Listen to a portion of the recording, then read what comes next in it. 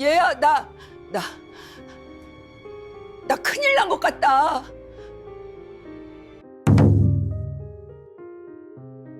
칠순 여행에서 만난 가장 믿었던 사람이 내 어머니의 지갑을 훔쳤습니다. 이 이야기가 얼마나 무서운지 여러분은 상상도 못 하실 겁니다. 어머니의 칠순 여행은 온 가족의 오랜 꿈이었습니다.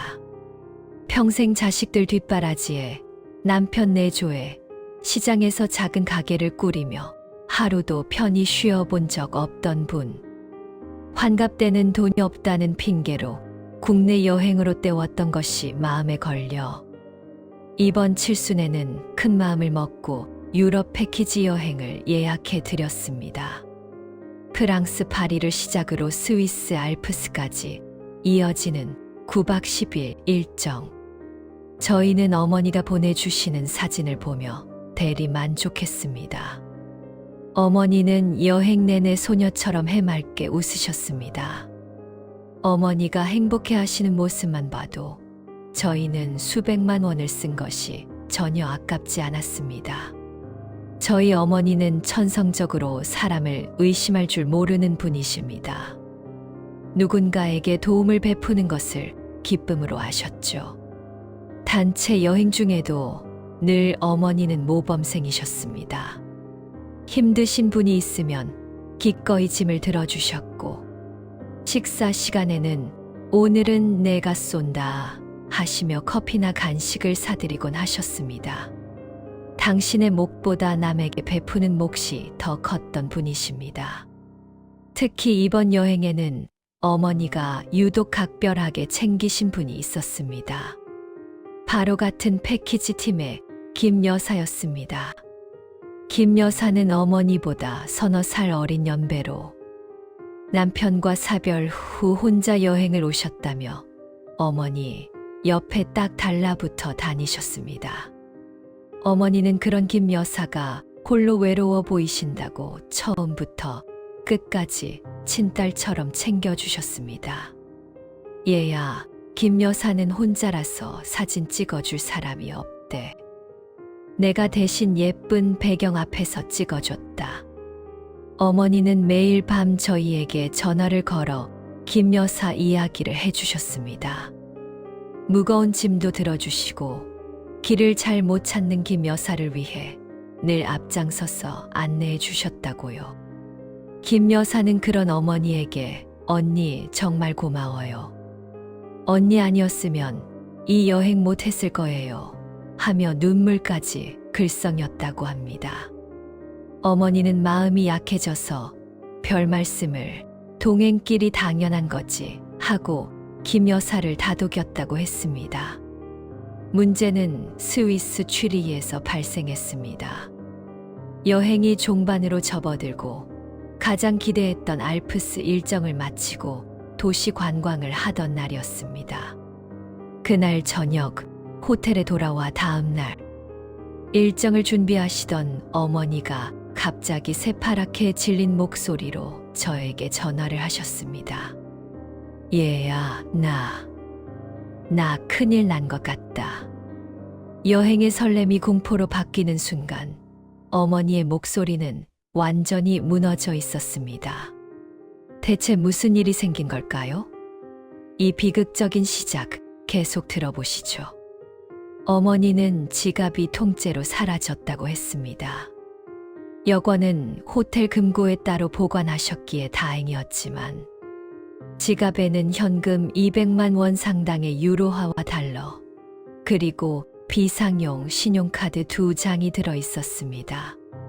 현금이 사라진 것도 충격이었지만 더 큰 충격은 도난당한 직후였습니다.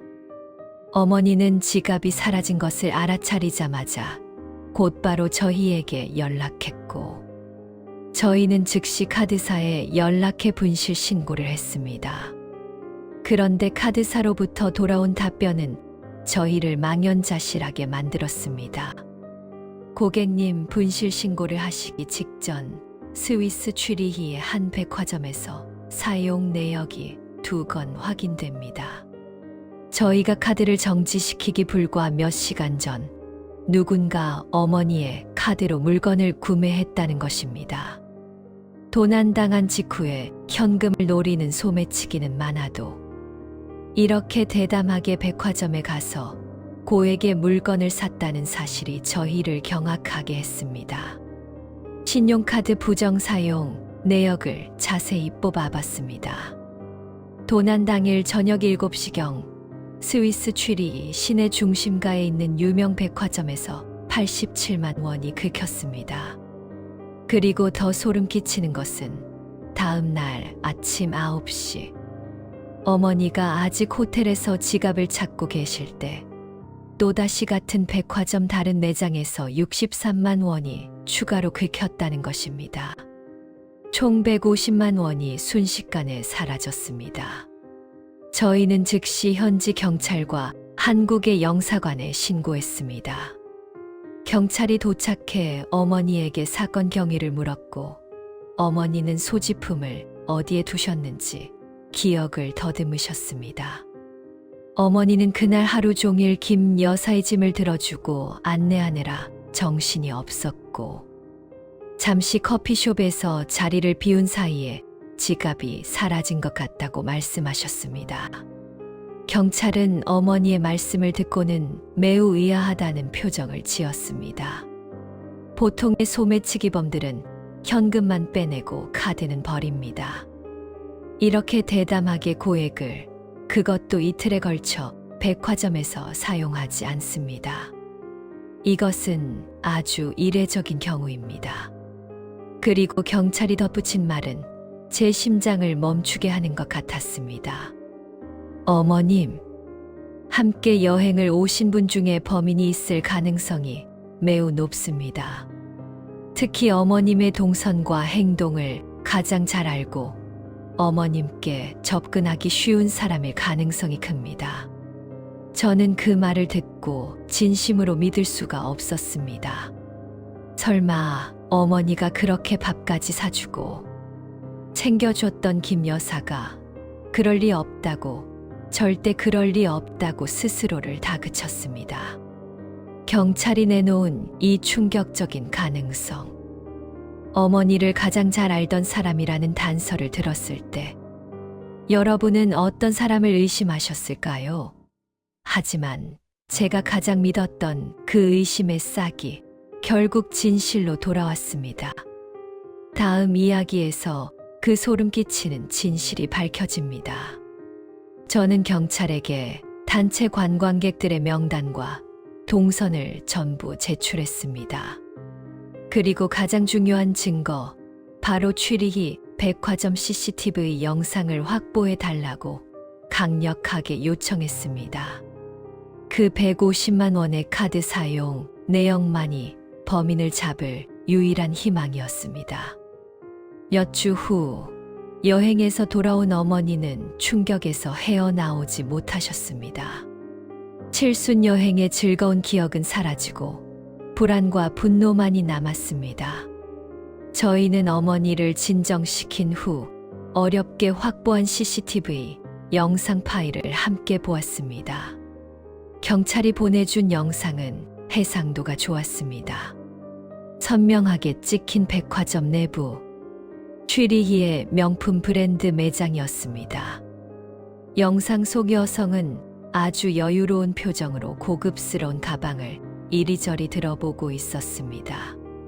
그리고 계산대 앞에서 자연스럽게 카드를 건네는 순간 제 심장이 멎는 것 같았습니다.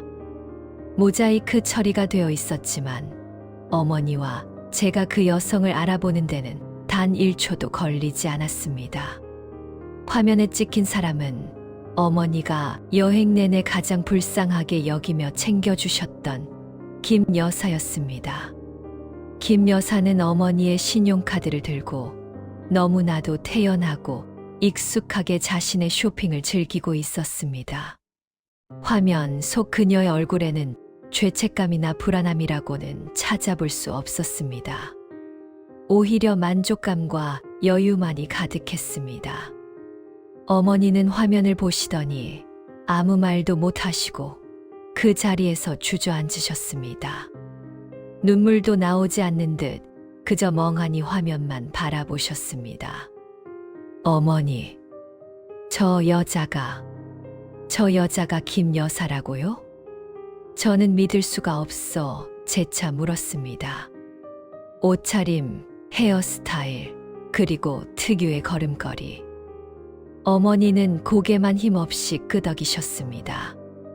그 충격적인 배신의 현장을 CCTV로 확인하는 순간 저희의 분노는 하늘을 찔렀습니다.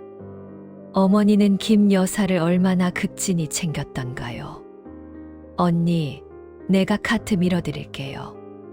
공항에서까지 카트를 밀어주겠다며 어머니 옆에 딱 붙어 있었고, 여행 중에는 언니, 내가 눈이 침침해서 그런데 이 지갑 좀 잠깐 맡아줄 수 있어요? 하며 역으로 자신의 지갑을 맡기려 하는 등 철저하게 어머니의 경계를 풀게 만들었습니다. 어머니의 지갑을 훔치기 위해 얼마나 교묘하게 접근했던 것일까요? 저희는 곧바로 경찰에 모든 증거를 제출하고 김 여사를 고소했습니다. 제일 믿었던 사람의 잔인한 배신. CCTV에 찍힌 그녀의 여유로운 미소를 보면서 어머니는 어떤 심정이었을까요? 하지만 이 배신 뒤에 숨겨진 또 다른 충격적인 사실이 남아 있습니다. 여러분은 상상도 못할 그 진실 놓치지 마세요. 경찰이 김 여사를 소환했을 때 처음에는 역시나 잡아떼더랍니다. 내가 왜 그랬겠어요? 나도 돈 많은데 증거 있으면 내놔봐요. 김 여사는 목소리를 높이며 자신이 도난 사건과 아무런 관계가 없다고 주장했습니다. 어머니가 평생 쌓아온 사람에 대한 믿음을 이렇게 처참하게 짓밟은 것에 대한 분노가 치밀어 올랐습니다. 하지만 경찰이 더 이상의 거짓말은 통하지 않는다는 듯 CCTV 캡처 사진과 부정 사용된 신용카드 사용 내역서를 딱 보여주었을 때 김 여사는 그 자리에서 무너져 내렸습니다. 그녀의 완벽했던 다면이 산산조각 나는 순간이었습니다. 김 여사는 갑자기 무릎을 꿇고 울면서 애원하기 시작했습니다. 미안해요. 미안해요. 제가 순간적으로 욕심이 나서 그랬어요. 돈이 너무 궁해서. 언니가 너무 좋으신 분이라서 잠깐만 쓰고 돌려주려고 했어요. 잠깐 쓰고 돌려주려 했다. 87만 원짜리 명품 가방을 사고 다음 날 또 63만 원짜리 물건을 사면서도 돌려줄 생각이었다니. 그 변명이 너무나도 파렴치하고 비열했습니다. 어머니는 그 말을 전해 듣고는 한숨만 쉬셨습니다. 그리고 여기서 저희와 경찰 모두를 충격에 빠뜨린 가장 잔인한 사실이 드러났습니다. 경찰은 김 여사의 여죄를 수사하던 중 그녀가 상습범이라는 사실을 밝혀냈습니다. 피의자 김 여사는 작년에도 다른 패키지 여행에서 같은 수법으로 2번이나 절도 및 부정 사용을 한 전력이 있습니다. 심지어 그때는 여행사 직원의 지갑까지 노렸더군요. 순간적인 욕심이 아닌 계획적인 상습 범죄였다는 사실. 이 진실이 어머니의 마음에 얼마나 큰 상처를 남겼을까요? 어머니가 방에서 나오지 않고 흘린 눈물의 의미 잠시 후 함께 나눠보겠습니다. 김 여사는 같은 수법으로 여행객들에게 접근하여 신뢰를 쌓은 후 가장 친한 척하며 경계를 풀게 만들고 지갑을 훔쳐 쇼핑을 해왔던 것입니다. 어머니에게 나 혼자라 외롭다며 딱 붙어 다녔던 그 눈물과 동정심. 어린 모습은 전부 계산된 연기였습니다. 어머니는 이 사실을 듣고 완전히 무너져 내리셨습니다. 그날 하루 종일 방에서 나오지 않으셨다고 했습니다. 저희가 아무리 문을 두드려도 어머니는 아무런 대답도 하지 않으셨습니다. 겨우 다음 날 아침 어머니가 방문을 열고 나오셨을 때 어머니의 얼굴은 며칠 밤을 새운 것처럼 초췌했습니다. 어머니는 멍하니 창밖을 바라보시며 울음을 터뜨리셨습니다. 내가 사람을 잘못 봤구나. 이 나이 먹도록 사람도 못 보고 살았구나. 어머니는 평생 사람들에게 베풀며 살아온 자신의 삶이 부정당하는 듯한 처참한 배신감을 느끼셨던 것입니다. 자신이 쌓아온 믿음과 선의가 한순간에 악용당했다는 사실이 어머니의 영혼을 갉아먹었습니다. 현금 200만 원보다 150만 원의 부정, 사용액보다 사람에 대한 믿음을 잃었다는 사실이 어머니를 가장 힘들게 했습니다. 저는 지금도 김 여사 생각만 하면 주먹이 부서질 것 같습니다. 어머니가 평생 남 주시면서 사셨는데 칠순에 겨우 가신 여행에서 그런 비열한 배신을 당하다니. 저희는 김 여사가 합당한 처벌을 받도록 모든 조치를 취했습니다. 하지만 법적인 처벌이 어머니의 마음의 상처를 치유해 줄 수는 없었습니다. 평생 쌓아온 믿음이 무너지는 고통. 여러분은 이 이야기에 어떤 위로를 건네주고 싶으신가요? 이 충격적인 배신이 남긴 상처와 후유증. 이제 그 마지막 이야기를 함께 나눠보겠습니다. 이 사건 이후 어머니의 삶은 조금 달라졌습니다. 사람을 대하는 태도가 예전 같지 않으셨습니다. 누군가 친절을 베풀면 어머니는 먼저 그 사람의 의도를 의심하셨습니다. 평생 순수하셨던 어머니의 눈빛에 짙은 경계심이 드리워졌습니다. 가장 마음 아픈 것은 어머니의 여행 후유증이었습니다. 어머니는 다시는 단체 여행 안 간다고 단언하셨습니다. 유럽의 아름다운 풍경을 담은 사진첩은 아직도 서랍 깊숙한 곳에 넣어두셨습니다. 펼치기만 해도 김 여사의 얼굴과 백화점에서 태연하게 카드를 긁던 그 잔인한 배신의 순간이 떠오르기 때문일 것입니다. 어머니의 칠순 여행은 아름다운 추억 대신 사람 마음이 얼마나 무서울 수 있는지에 대한 씁쓸한 교훈만을 남겼습니다. 선의와 믿음을 무기로 삼아 사람을 속이는 비열한 범죄는 피해자의 돈뿐만 아니라 삶의 근간까지 무너뜨린다는 사실을 저희는 처절하게 깨달았습니다. 지금 어머니는 많이 회복하셨지만 여전히 사람에 대한 벽은 남아 있습니다. 저희는 그저 어머니 곁에서 어머니의 상처를 보듬어 드리고 세상에는 여전히 좋은 사람들이 훨씬 더 많다는 것을 알려드리려 노력하고 있습니다. 여러분, 정말 사람 마음이 이렇게 무섭습니다. 믿었던 사람에게 배신당하는 것만큼 고통스러운 일은 없습니다. 이 사연을 통해 여러분은 사람을 쉽게 믿는다는 것이 얼마나 위험할 수 있는지 다시 한번 경계하는 계기가 되시기를 바랍니다. 이 사연이 마음에 와닿으셨다면 구독과 좋아요 하시면 다음에도 진짜 같은 실제 사연으로 찾아뵙겠습니다. 시청해 주셔서 감사합니다.